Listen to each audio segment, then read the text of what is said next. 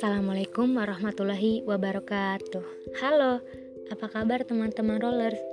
Semoga selalu dalam keadaan sehat baik fisik maupun mental ya. Selamat datang di Rolling Ngobrol Konseling oleh KMPS BKI Universitas Al-Azhar Indonesia. Oh iya, pada episode kali ini kita akan membahas tentang opini publik mengenai konseling. Wah, pasti pada penasaran kan apa aja sih opini-opini publik mengenai konseling? Oh iya, sebelum masuk ke materi, Mimin izin promosi dulu ya. Jadi, bimbingan konseling Universitas Al-Azhar Indonesia ini berada di Kebayoran Baru, tepatnya di Jakarta Selatan. Memiliki beberapa tetangga yaitu MRT ASEAN, halte busway Masjid Agung, dan Blok M.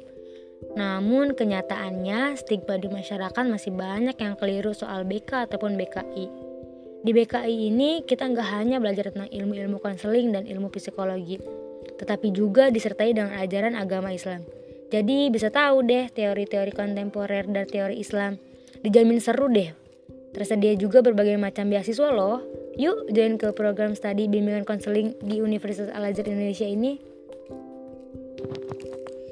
Oh ya rollers, sebelumnya kami teman-teman KMPS BKI Universitas Al-Azhar Indonesia ini udah bikin question box nih di Instagram tentang apa sih itu konseling. Nah, kami juga udah pilih nih jawaban-jawaban terbaik dari teman-teman di Instagram. Oke, kita mulai ya. Dari jawaban pertama ini ada @Elisha Rahmadiani, yaitu konseling itu kayak bantuan dari konselor ke kliennya untuk menyelesaikan masalah klien. Yap, benar banget.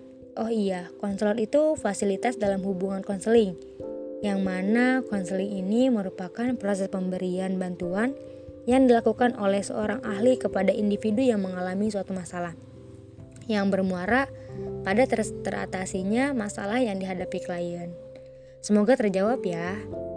Oke, selanjutnya jawaban yang kedua ini dari @Caca Salsabila, yaitu proses pemberian bantuan atau nasihat oleh seorang ahli kepada orang yang punya masalah. Tadi di atas yang pertama itu sudah disinggung. Katanya konselor itu fasilitas dalam hubungan konseling, yang mana konseling merupakan bantuan yang diberikan oleh orang yang ahli. Di garis bawahi ya rollers, orang yang ahli. Berarti orang yang ahli di sini itu adalah orang yang mempunyai ilmu dalam bidang tertentu. Orang yang sudah profesional ya rollers. Oke, next. Ada jawaban dari @Muhammad Abduh 13. Suatu bentuk penyuluhan kepada seorang guna membimbing ke jalan yang benar. Yap, benar juga, karena kita ini guidance. Itu berasal dari kata to guide, yang mana dapat diartikan sebagai menunjukkan, membimbing, atau menuntun orang lain ke jalan yang benar. Walaupun konselor membantu klien untuk menyelesaikan masalahnya atau membimbing ke suatu keadaan yang benar, tetapi tetap ya rollers, konselor itu hanya fasilitator. Semua keputusan klien ingin apa dan bagaimana hanya klien yang bisa menentukan. Makin menarik ya rollers pembahasan kita. Jangan beranjak nih, masih banyak jawaban-jawaban yang bikin kita nambah ilmu. Selanjutnya ada jawaban dari Nur Lizet, yaitu layanan pemberian bantuan yang sedang mengalami masalah. Yap, betul. Ingat ya rollers, konseling itu merupakan proses pemberian bantuan kepada seseorang atau klien oleh orang yang ahli. Tadi sudah disinggung kan rollers, bahwa orang yang ahli itu orang yang memiliki ilmu di bidang tertentu dan sudah profesional ya rollers. Oke, next jawaban dari Anissa Putri, yaitu konselor adalah pemberian bimbingan atau arahan kepada seseorang yang membutuhkan bantuan secara psikis dalam menghadapi permasalahannya. Oke rollers, jawaban ini juga betul ya. Konselor itu membantu individu atau kelompok secara psikis atau kondisi mental seseorang. Konselor adalah bantuan utama bagi individu yang membutuhkan pertolongan ketika secara mental mereka merasa tidak sehat.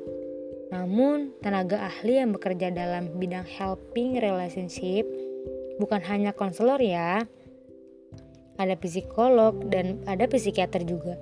Bagi mereka yang dirasa mentalnya cukup parah, akan dirujuk ke psikolog.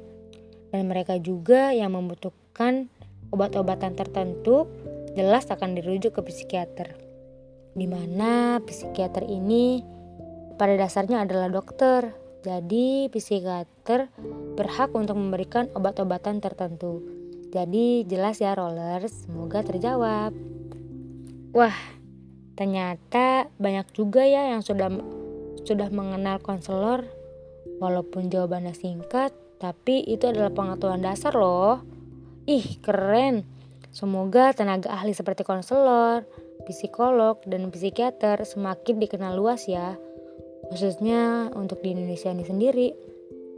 Karena masih banyak juga yang tidak tahu keberadaan tenaga ahli mental. Padahal tenaga ahli mental itu sangat penting untuk kita. Sama seperti pentingnya dokter yang memeriksa fisik kita. Oke Rollers, sampai di sini obrolan kita. Maaf ya kalau ada kesalahan atau kata-kata penyampaian, karena kita masih sama-sama belajar. See you next time. Have a nice day Rollers. Wassalamualaikum warahmatullahi wabarakatuh.